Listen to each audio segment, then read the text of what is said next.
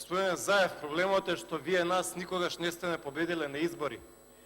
Значи, кога треба народ да гласа, кога Македонија има можност да гласа, политиките на Зоран Заев се редовно поразени. И господине Заев, да, вие сте во последните неколку месеци на своето премиерствување, затоа што за неколку месеци доаѓа техничка влада во која што ќе учествува ВМРО-ДПМН и за неколку месеци доаѓаат промените во Македонија. Да, вие и сите ваши 28 министри, а не само Тевдовски неколку заменици, ќе си одите избркани преку гласовите на граѓаните на Република Македонија.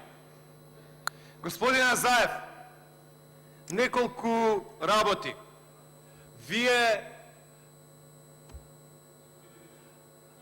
Благодарам. Господине Заев, имаме многу очигледни работи. Господине Заев, со вашето владење Македонија дефинитивно оди во авторитаризам. И ќе ви го кажам тоа зашто.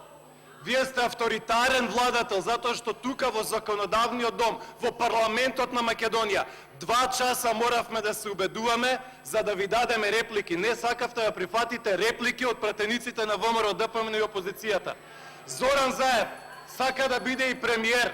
Зоран Заев сака да биде и министар за финансии. Зоран Заев се прогласи себе си за шеф на телото за координација на безбедносните служби.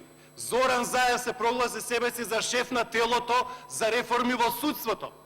Зоран Заев со еден потек разреши 70 председатели на општински организации на СДСМ.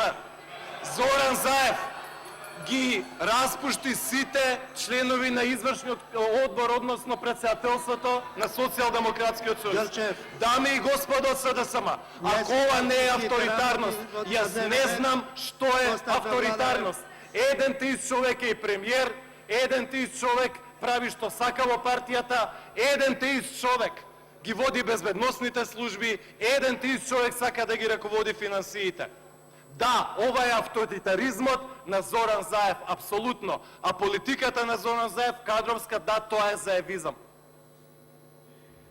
Да, мислам дека има проблем и СДСМ и државата, кога во една недела Бранимир Јовановиќ ке каже да, се задржуваат луѓе кои што местеле тендери. Проблем е кога Бранко Геровски добива закани од вашите луѓе. Проблем е кога Курто Дудуш измачува луѓе во неговата канцеларија, а вие недела дена со прст не мрдате.